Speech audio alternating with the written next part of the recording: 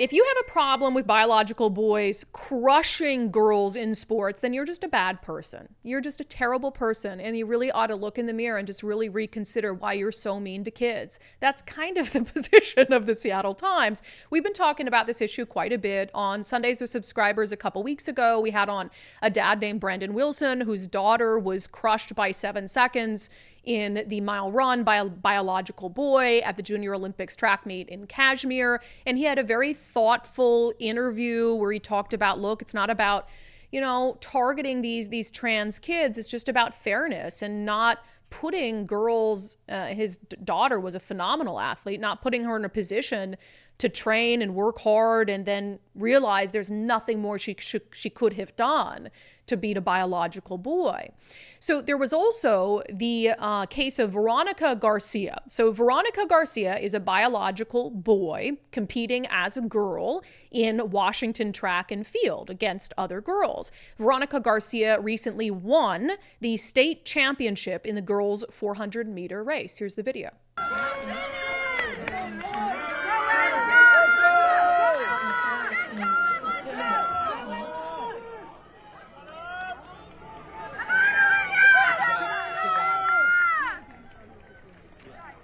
Yeah, if you've ever watched a track meet or participated in track, the 400-meter run is once a round. To get smoked by that much shows the difference between a biological boy and a biological girl. Veronica won by a significant amount. But according to the Seattle Times, we all hurt Veronica's feelings, which I said, what did I say on this show when we were discussing this? This isn't about the kids. And the second we make it about the kids and transgender kids is the second you're engaged in a losing side of the debate. No, this is about what adults need to do. And I even said I feel bad for athletes like Veronica.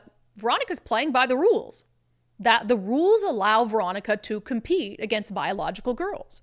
And at the end of the day, this is a kid. And I'm not going to sit here and attack and vilify a kid. As misguided as I think it is that kid is participating, a biological boy against biological girls. This is about bad decisions adults have made in the interest of ideology. So Seattle Times talked to Veronica Garcia. The headline, Washington's first transgender high school track champion addresses reaction. Garcia cheered and clapped for her competitors as they received their medals. When the announcer called her to the podium, the crowd fell silent and the other high school runners at the podium did not acknowledge her as they stood with hands clasped behind their backs. As she accepted her gold medal, a voice in the crowd could be heard yelling, "She's not a girl." Garcia expected the chilly reaction from the crowd, though she was somewhat hurt. Her peers did not offer congratulations. Quote, I guess maybe I expected sportsmanship because I was cheering the rest of them on when they were called. So I guess I expected to get that reciprocated, but I didn't get that. First of all, before I get to the next part of the article, what do you expect? You have an unfair advantage. I look at it as no different than an athlete at the highest levels pumping themselves full of steroids and competing. There's a reason why performance enhancers at all levels of athletics are not allowed. And you have a natural performance enhancer against those girls. So you expect them to be just okay with that and then to smile and clap and cheer for you as if they're not hurt and as if nothing was wrong. The article goes on to talk from the perspective of a doctor on this issue. The negative attention and controversy could have a severely negative impact on Garcia, said Dr. Kellen Byron, an executive director of Whitman Walker, a national organization that provides healthcare to LGBTQ members of the community. Quote, it's horrendous. There's already a mental health crisis among young people in this country, trans or not, and to be attacked for wanting the same thing that every other teenager wants, which is to fit in, to belong, to participate, to be on the team, to play, that's incredibly damaging, and it's incredibly cruel.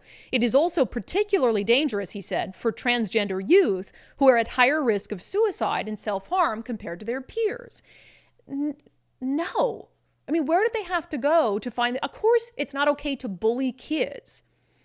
But when you're saying that Veronica just wants to fit in, just wants to belong, just wants to participate, to play, then play on the boys' team. You can still do that. You can play on the boys' team with other boys who are better biological match for what you were born with. And so it's not bullying to be upset that you've worked hard for something as a young athlete and you are the best of the best among the girls. You might be even looking to get some sort of scholarship for college for athletics, but you'll never be able to beat a biological boy. So we have to, and this is where they pull out like the trump card, right? Where we can't have these conversations because it'll hurt this student's feelings. Like, no, that's not. And the other trump card, what was the trump card they used when we were talking about 5599? Oh, if you don't agree to let the state hide your kids from you, you just want transgender kids to kill themselves.